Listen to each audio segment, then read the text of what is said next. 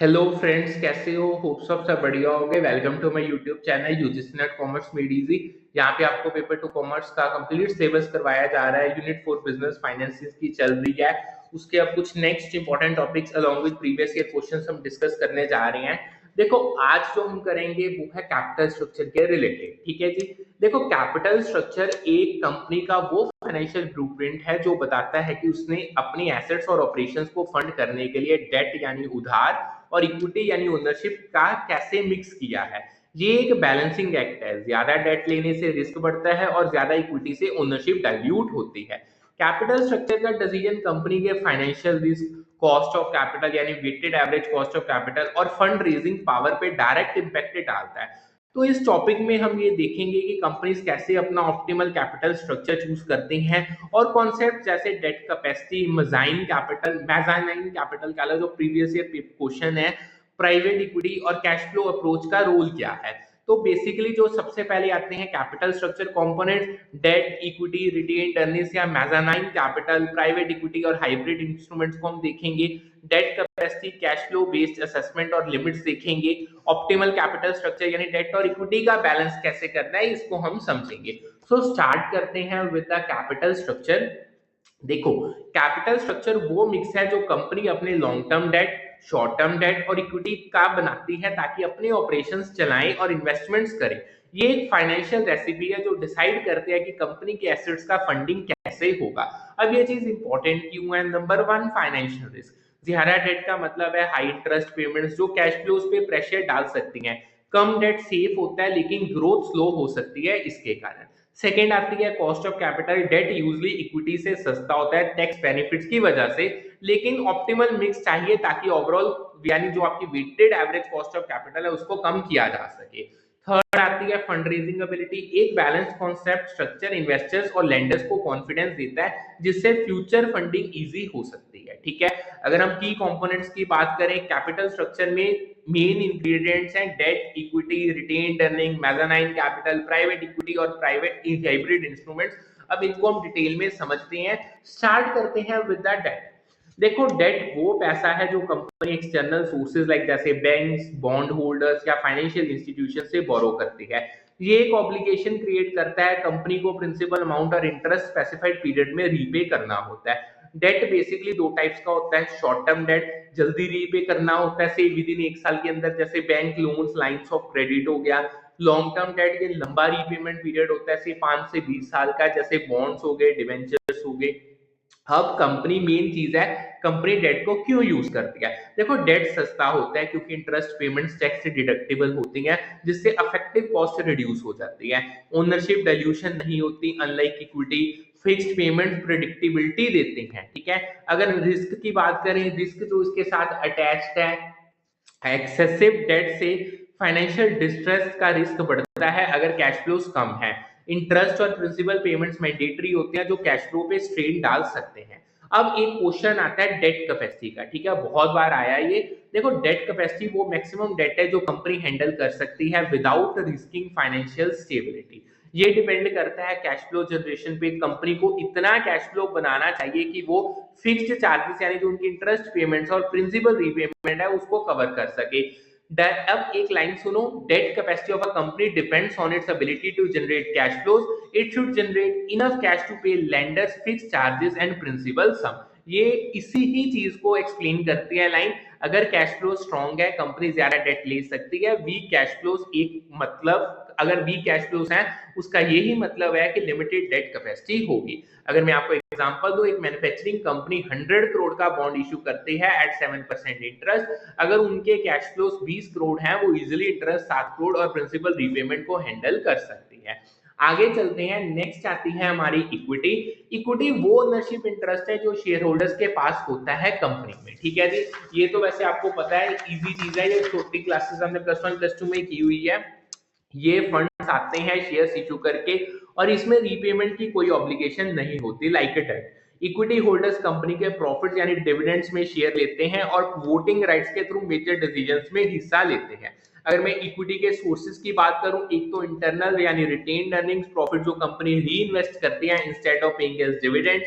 फिर सेकंड आता है external new share issuance like IPO FPO किया जाता है या प्राइवेट इक्विटी इन्वेस्टमेंट्स की जाती है। अब कंपनी इक्विटी को यूज क्यों करते हैं? देखो कोई रीपेमेंट प्रेशर नहीं है, इक्विटी फंड्स फ्री होते हैं in terms of cash flow. High growth companies like से जो स्टार्टअप्स हैं वो इक्विटी यूज करते हैं ताकि डेट का बर्डन उन पे ना पड़े। अब रिस्क की बात करें, ownership dilution, new share issue करने से एग्जिस्टिंग शेयर होल्डर्स का स्टेक कम होता है। इक्विटी कॉस्टलियर होती है क्योंकि share holders high returns expect करते हैं, क्योंकि एंड इवन कोई टैक्स बेनिफिट्स इस पे नहीं होते। ठीक है, अब तीसरा मेन आता है रिटेन्ड अर्निंग्स। रिटेन्ड अर्निंग्स वो अक्यूमुलेटेड प्रॉफिट्स हैं जो कंपनी डिविडेंड्स के रूप में डिस्ट्रीब्यूट नहीं करती बल्कि ऑपरेशंस या न्यू प्रोजेक्ट्स में री इन्वेस्ट करती है। ये एक इंटरनल सोर्स है जिससे एक्सटर्नल फंडिंग की जरूरत कम हो जाती है। अब कंपनीज रिटेन्ड अर्निंग को यूज क्यों करती हैं? एक तो जीरो कॉस्ट है, no interest, no dilution, no fees. Second आता है कंट्रोल, मैनेजर्स को एक्सटर्नल इन्वेस्टर्स या लेंडर के प्रेशर से फ्रीडम मिल जाती है। थर्ड आता है सिग्नलिंग, रिटेन्ड अर्निंग्स का यूज पॉजिटिव सिग्नल देता है कि कंपनी प्रॉफिटेबल चल रही है। एंड अगर लिमिटेशंस की बात करें, लिमिटेड अमाउंट है, रिटेन्ड अर्निंग्स कंपनी के प्रॉफिट्स पे डिपेंड करती हैं। अब अपॉर्चुनिटी कॉस्ट, डिविडेंड्स ना देने से शेयर होल्डर्स डिससैटिस्फाइड हो सकते हैं कहीं ना कहीं। अब एक बहुत इंपॉर्टेंट क्वेश्चन पे जा रही है जो पता नहीं कितनी बार पेपर में आया, मेज़ानाइन कैपिटल। ठीक है जी, देखो जो मेज़ानाइन कैपिटल है एक हाइब्रिड फाइनेंसिंग है, सबऑर्डिनेटेड डेट या प्रेफर्ड इक्विटी, यानी जो कंपनी से एक एक्स्ट्रा कैपिटल जुटाने देती हैं बियॉन्ड व्हाट ट्रेडिशनल लेंडर्स या बैंक्स उनको ऑफर करते हैं। ये हाई रिस्क हाई रिटर्न होता है और अक्सर ग्रोथ ओरिएंटेड फर्म्स इनको यूज करती हैं। अगर मैं आपको फीचर्स बताऊं, सबऑर्डिनेटेड, सीनियर डेट यानी बैंक लोन्स के बाद रीपेमेंट होते हैं, यानी जो आपके ये डेट्स हैं बैंक लोन के बाद आप इनको रीपे करते हो, ये रिस्कियर है। कन्वर्टिबल, अक्सर डेट को इक्विटी में कन्वर्ट करने का ऑप्शन मिल जाता है। हाई इंटरेस्ट रेट्स हाई होते हैं लाइक 10 से 15%। अब ये कंपनीज मेज़ानाइन कैपिटल को यूज क्यों करती हैं? बैंक लोन से ज्यादा फंड्स चाहिए जब डेट कैपेसिटी लिमिटेड हो, इक्विटी से कम डाइल्यूटिव है, ओनरशिप कम इंपैक्ट होती है, ये इसके कारण है इसको यूज करने के। सो होप सो आपको ये समझ आ गया होगा। अब आगे चलते हैं, नेक्स्ट आता है प्राइवेट इक्विटी। प्राइवेट इक्विटी वो लॉन्ग टर्म कैपिटल है जो हाई नेटवर्थ और हाई रिस्क एपेटाइट इन्वेस्टर्स यानी जो आपकी पीई फर्म्स हैं उनको प्रोवाइड करती है। ये एक स्पीडी सोर्स है क्योंकि डेट और कैपिटल मार्केट्स के स्ट्रिक्ट रेगुलेशन से ये फ्री होता है। पीई इन्वेस्टर्स यानी जो आपके प्राइवेट इक्विटी है अक्सर सिग्निफिकेंट स्टेक लेते हैं और मैनेजमेंट डिसीजंस में इन्वॉल्व होते हैं।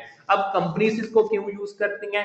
रैपिड ग्रोथ के लिए लार्ज फंड्स मिल जाते हैं इजीली, स्टार्टअप्स और डिस्ट्रेस्ड कंपनी के लिए ये आइडियल, बैंक्स इन्हें लोन्स नहीं देते क्योंकि। अगर रिस्क की बात करें, हैवी डिल्यूशन, आपकी प्राइवेट इक्विटी बड़ा ओनरशिप स्टेक मांगती है, कंट्रोल लॉस हो सकता है, private equity investors strategic decisions पे इन्फ्लुएंस कहीं ना कहीं डालते हैं।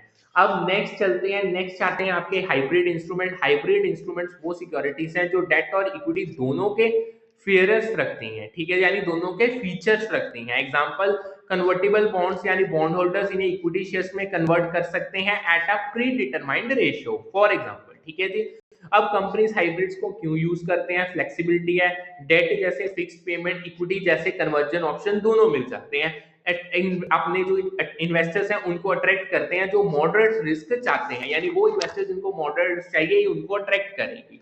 अब आगे बढ़ते हैं, आगे आता है डेट कैपेसिटी। ये तो वैसे मैं आपको ऑलरेडी बता चुका हूँ। डेट कैपेसिटी वो मैक्सिमम डेट है जो कंपनी ले सकती है विदाउट रिस्किंग फाइनेंशियल डिस्ट्रेस। ठीक है, ये कंपनी के कैश फ्लो जनरेशन पे डिपेंड करता है। एक कोड था, debt capacity of company depends on its ability to generate cash flows. It should generate enough cash to pay lenders fixed charges and principal sum. ये already मैंने पिछले session में भी करवाया था, यानी जितनी कैपेसिटी से ऊपर है, यानी डेट कैपेसिटी वो मैक्सिमम कैपेसिटी है जो कंपनी ले सकती है विदाउट रिस्किंग फाइनेंशियल डिस्ट्रेस। ठीक है, डिपेंड करता है कंपनी के कैश फ्लो जनरेशन पे। अब कैश फ्लोस यहाँ पे क्यों मैटर करते हैं? Number 1, fix charges, interest payment जो हर साल देनी होती है इसीलिए कैश फ्लोस जरूरी है। प्रिंसिपल रीपेमेंट, डेट का ओरिजिनल अमाउंट जो मेच्योरिटी पे वापस करना होता है उसी कारण जरूरी है।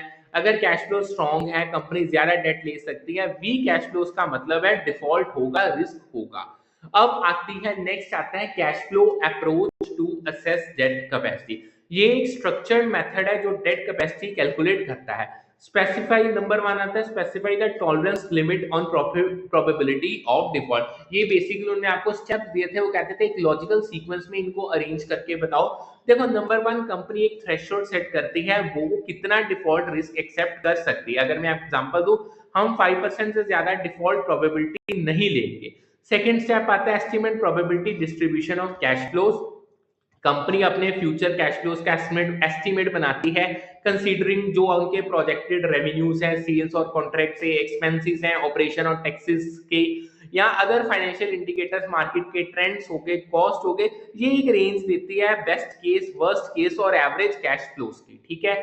थर्ड स्टेप आता है calculate fixed charges for different debt levels. हर डेट लेवल के लिए इंटरेस्ट पेमेंट्स और प्रिंसिपल रीपेमेंट्स कैलकुलेट किए जाते हैं। अगर मैं एग्जांपल दूं, 1000 करोड़ डेट पे 7% इंटरेस्ट है, तो 70 crore per year interest plus principal repayment, इसकी कैलकुलेशन होगी। एंड लास्ट आता है एस्टिमेट डेट कैपेसिटी। कंपनी वो हाईएस्ट डेट लेवल चूज करती है जो उसका टॉलरेंस लिमिट यानी डिफॉल्ट प्रोबेबिलिटी क्रॉस नहीं करता। ये डेट कैपेसिटी होती है मैक्सिमम डेट जो सेफ है। ठीक है जी। अब आगे आता है ऑप्टिमल कैपिटल स्ट्रक्चर।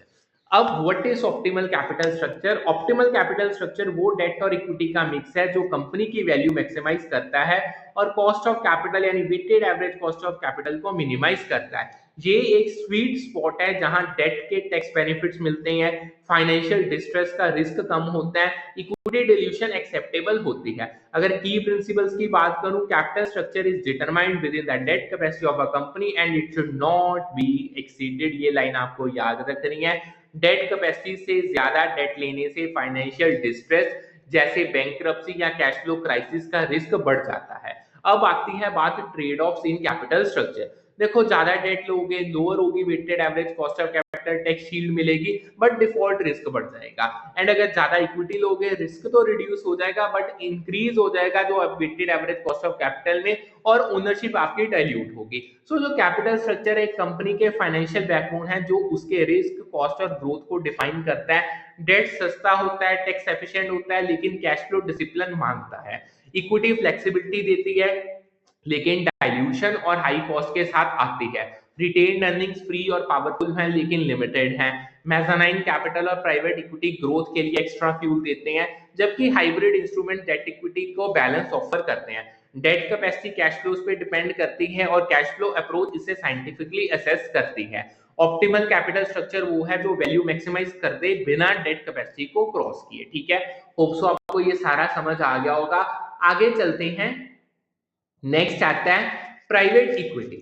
अब बेसिकली ये तो मैंने करवा दिया। Capital structure and financial strategy का हमारा टॉपिक है, इसमें कुछ प्रीवियस ईयर क्वेश्चंस आएंगे। देखो कैपिटल स्ट्रक्चर एक कंपनी का वो फाइनेंशियल रेसिपी है जो बताता है कि उसने अपने ऑपरेशंस और इन्वेस्टमेंट के लिए डेट यानी उधार और इक्विटी यानी ओनरशिप का कैसे मिक्स किया है। ये एक स्ट्रेटेजिक गेम है, थोड़ा डेट लिया, थोड़ा टैक्स बेनिफिट्स मिलते हैं, लेकिन ज्यादा डेट से फाइनेंशियल डिस्ट्रेस का रिस्क बढ़ता है। इक्विटी सेफ है लेकिन कॉस्टली और डिल्यूटिव होती है। कैपिटल स्ट्रक्चर थ्योरीज जैसे net income approach, traditional approach, Modigliani Miller and net operating income approach इस गेम के रूल से समझाते हैं कि कैसे डेट और इक्विटी का बैलेंस फर्म की वैल्यू और कॉस्ट ऑफ कैपिटल को अफेक्ट करता है। साथ ही हम combined leverage, Altman's ratios for industrial sickness और अपने फैक्टर्स इन्फ्लुएंसिंग कैपिटल स्ट्रक्चर, इनको अब हम करने जा रहे हैं, देखेंगे ताकि पूरा हमें ये सारा समझ आ सके कॉन्सेप्ट। कैपिटल स्ट्रक्चर थ्योरीज में net income, traditional, Modigliani Miller और नेट ऑपरेटिंग इनकम अप्रोच। की कॉन्सेप्ट्स में target versus optimum capital structure, cost of financial distress, MM proposition 2, combined leverage और industrial sickness, Altman's 1966 ratios for predicting financial trouble. और factors की बात करें, business risk, cost of capital और more, इन सभी को हम स्टडी करने जा रहे हैं। देखो सबसे पहले आती है कैपिटल स्ट्रक्चर की थ्योरीज। कैपिटल स्ट्रक्चर थ्योरी से एक रोड मैप देते हैं कि कैसे डेट और इक्विटी का मिक्स फर्म की वैल्यू, कॉस्ट ऑफ कैपिटल और रिस्क को अफेक्ट करता है। हर थ्योरी का अपना पर्सपेक्टिव है। कोई कहती है डेट बढ़ाना चाहिए, कोई कहती है बैलेंस रखो, और कोई बोलती है स्ट्रक्चर मैटर ही नहीं करता। अब इनको हम डिटेल में समझते हैं। सबसे पहले जो नंबर 1 हमारी आती है वो आती है नेट इनकम अप्रोच। देखो नेट इनकम अप्रोच एक कैपिटल स्ट्रक्चर थ्योरी है जो कहती है कि फर्म की वैल्यू उसके नेट इनकम और रिक्वायर्ड रेट ऑफ रिटर्न पे डिपेंड करती है। इसके मुताबिक जब कंपनी डेट इंक्रीज करती है उसका ओवरऑल कॉस्ट ऑफ कैपिटल कम होता है क्योंकि डेट इक्विटी से सस्ता होता है, यानी टैक्स शील्ड की वजह से ये चीज हो रही है। अब इसके रिजल्ट में फर्म की वैल्यू बढ़ती है क्योंकि नेट इनकम यानी profits after interest equity holders के लिए ज्यादा होते हैं। ठीक है, अब आती हैं इसकी कुछ की अजम्पशंस। डेट का कॉस्ट इक्विटी से कम होता है, ज्यादा डेट से weighted average cost of capital कम होती है जो फर्म वैल्यू को बढ़ाती है। कोई लिमिट नहीं है डेट पे, फाइनेंशियल डिस्ट्रेस कॉस्ट इग्नोर किए जाते हैं। ठीक है जी, अब ये चीज काम कैसे करती है, कंपनी डेट बढ़ाती है, उससे इंटरेस्ट पेमेंट्स टैक्स डिडक्टिबल होती हैं जो उस पर दी जा रही है, weighted average cost of capital कम होती है और जो नेट इनकम है वो बढ़ती है और इससे जो फर्म की वैल्यू है वो बढ़ जाती है। अगर मैं आपको एग्जांपल दूं, एक कंपनी का नेट इनकम 100 करोड़ का है और weighted average cost of capital 10% है, डेट बढ़ाने से weighted average cost of capital 8% हो जाता है, तो फर्म की value that will be equal to net income divided by weighted average cost of capital. 100 को 0.08 से डिवाइड कर दो, 1250 करोड़ होगी, जो पहले 1000 करोड़ थी अब वो इंक्रीज हो गई है। ठीक है जी, अब चलते हैं सेकंड थियरी पे। ट्रेडिशनल अप्रोच कहती है एक ऑप्टिमल मिक्स ऑफ डेट और इक्विटी होता है जो फर्म की वैल्यू मैक्सिमाइज करता है और WACC यानी weighted average cost of capital को मिनिमाइज करता है। ये एक inverted U shaped pattern follow करता है। शुरू में डेट बढ़ाने से वैल्यू बढ़ती है क्योंकि डेट सस्ता होता है, टैक्स एडवांटेजेस हैं और इक्विटी होल्डर्स के रिटर्न्स एम्पलीफाई होते हैं। एक पॉइंट के बाद ज्यादा डेट से फाइनेंशियल डिस्ट्रेस का रिस्क बढ़ता है, higher interest expenses, bankruptcy fear जैसे, जिससे जो आपकी weighted average cost of capital वो बढ़ती है और फर्म्स की वैल्यू है जो घट जाती है। अगर इसका की आइडिया मैं बताऊं, ऑप्टिमल कैपिटल स्ट्रक्चर वो डेट इक्विटी रेशियो है जहां फर्म की वैल्यू पीक पे होती है। डेट इनिशियली वैल्यू बढ़ाता है लेकिन एक्सेसिव डेट वैल्यू को घटाता है। अब ये चीज काम कैसे करती है, अगर लो लिवरेज है तो डेट ऐड करो, टैक्स शील्ड से जो weighted average cost of capital है वो कम होती है और वैल्यू बढ़ती है। अगर हाई लिवरेज है, फाइनेंशियल डिस्ट्रेस कॉस्ट बियर कर रही हो, इंटरेस्ट बर्डन है, डिफॉल्ट रिस्क है, तो weighted average cost of capital को बढ़ाते हैं, वैल्यू इससे घट जाती है। अगर मैं एग्जांपल दूं, एक कंपनी का इनिशियल डेट 20% है, कॉस्ट 10% है, फर्म की वैल्यू 1000 करोड़ है, डेट 40% करने से कॉस्ट 8% पे आ गई, वैल्यू 1250 करोड़ होगी, लेकिन डेट 80% करने से डिस्ट्रेस कॉस्ट से जो weighted average cost of capital है वो 12% होगी और वैल्यू 833 करोड़ पे आ गई जो रिड्यूस होगी। ठीक है, अब नेक्स्ट जो थियरी आती है वो आती है मोती गिलानी मिलर अप्रोच। मोती गिलानी मिलर अप्रोच 1958 में कहती है कि परफेक्ट मार्केट कंडीशन में कैपिटल स्ट्रक्चर फर्म की वैल्यू को अफेक्ट नहीं करता। अब जो ये परफेक्ट मार्केट की assumption है, कोई टैक्सेस नहीं है, कोई बैंक्रप्सी कॉस्ट नहीं है, कोई ट्रांजैक्शन कॉस्ट नहीं है, इन्वेस्टर्स और फर्म सेम इंफॉर्मेशन रखते हैं, कोई असिमेट्रिक इंफॉर्मेशन नहीं है। अब इसकी जो मेन प्रोपोजिशन एक ही है, कोई टैक्सेस नहीं है, फर्म की वैल्यू उसके ऑपरेटिंग इनकम यानी EBIT पे डिपेंड करती है, ना कि डेट इक्विटी मिक्स पे। मतलब चाहे 100% डेट हो या 100% इक्विटी, फर्म की वैल्यू सेम रहेगी।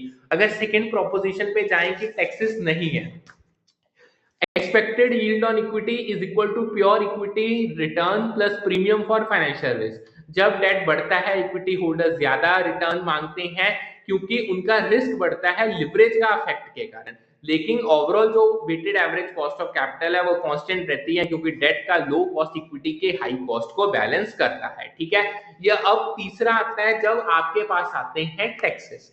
जब टैक्सेस कंसीडर किए जाते हैं, डेट का टैक्स शील्ड फर्म वैल्यू बढ़ाता है क्योंकि इंटरेस्ट पेमेंट टैक्स डिडक्टेबल होती हैं, लेकिन रियल वर्ल्ड में बैंक्रप्सी कॉस्ट लिमिट करती है कितना डेट लिया जा सकता है इस चीज को। होप सो आपको ये समझ आ गया होगा। अब आगे आती है नेट ऑपरेटिंग इनकम अप्रोच। देखो, नेट ऑपरेटिंग इनकम अप्रोच कहती है overall cost of capital constant रहता है चाहे डेट इक्विटी रेशियो कैसे भी हो, लेकिन जब लिवरेज यानी डेट बढ़ता है, cost of equity linearly increase करती है क्योंकि इक्विटी होल्डर्स ज्यादा फाइनेंशियल रिस्क के लिए हायर रिटर्न्स को मांगते हैं। फर्म वैल्यू ऑपरेटिंग इनकम यानी EBIT पे, फर्म की वैल्यू ऑपरेटिंग इनकम EBIT पे डिपेंड करती है और डेट इक्विटी मिक्स से इंडिपेंडेंट होती है। अगर इसकी की असम्पशन मैं आपको बताऊं, weighted average cost of capital fixed होती है, कॉस्ट ऑफ इक्विटी लिवरेज के साथ बढ़ती है, कोई फाइनेंशियल डिस्ट्रेस की कॉस्ट है ही नहीं। ठीक है जी, होप सो आपको समझ आ गया होगा। अब कुछ की कॉन्सेप्ट्स आते हैं, ये अगेन प्रीवियस ईयर क्वेश्चन से जो पूछे गए थे। Number 1, target capital structure. Target capital structure वो डेट रेशियो है जो कंपनी लॉन्ग टर्म में अचीव करना चाहती है। अगर मैं एग्जांपल दूं, एक कंपनी डिसाइड करती है कि उसका आइडियल मिक्स 60% डेट और 40% इक्विटी होगा, that is target capital structure. फिर आता है optimal capital structure. Optimal capital structure वो डेट इक्विटी रेशियो है जो फर्म की वैल्यू मैक्सिमाइज करता है और weighted average cost of capital को मिनिमाइज करता है। ये ट्रेडिशनल अप्रोच का कोर आइडिया, एक स्वीट स्पॉट जहां टैक्स बेनिफिट्स और डिस्ट्रेस कॉस्ट बैलेंस हो जाती है। ठीक है, अब अगर बारी बारी बात कर रहे हैं कॉस्ट ऑफ फाइनेंशियल डिस्ट्रेस क्या है। कॉस्ट ऑफ फाइनेंशियल डिस्ट्रेस वो कॉस्ट है जो ज्यादा डेट की वजह से आती है, जैसे higher interest expenses, bankruptcy risk या लॉस ऑफ इन्वेस्टर कॉन्फिडेंस। ठीक है, ये फर्म वैल्यू को कम करती है जब लिवरेज ऑप्टिमल लेवल को क्रॉस कर जाता है। ठीक है, अब एक सेकेंड प्रोपोजिशन आती है एमएम अप्रोच की, इसको करते हैं expected yield on equity is equal to pure equity return plus premium for financial risk. ये मैं से आपको ऑलरेडी करवा चुका हूं, जब डेट बढ़ता है, इक्विटी होल्डर्स का रिस्क बढ़ता है, तो वो ज्यादा रिटर्न को मांगते हैं। अब आता है combined leverage. What is combined leverage? Combined leverage एक मेजर है जो बताती है कि सेल्स में चेंजेस का अर्निंग पर शेयर पे क्या इंपैक्ट होता है। ये ऑपरेटिंग लिवरेज यानी फिक्स्ड कॉस्ट के अफेक्ट और फाइनेंशियल लिवरेज यानी डेट के अफेक्ट का कॉम्बिनेशन है।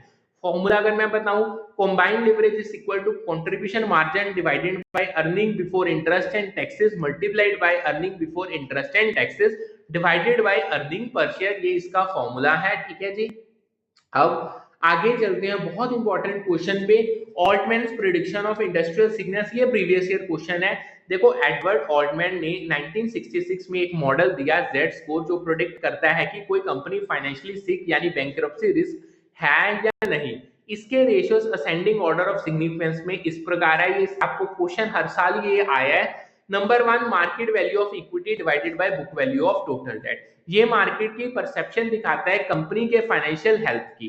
High ratio is equal to strong equity value, और जो लो है तो डिफॉल्ट रिस्क है।